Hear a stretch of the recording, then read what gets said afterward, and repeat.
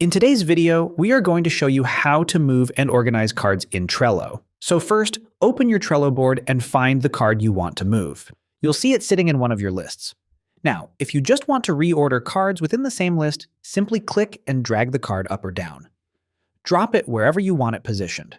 To move a card between different lists, drag it from one column to another. It's that easy. But here's a more precise way to do it. Right-click on any card and select Move. This opens up the Move dialog box.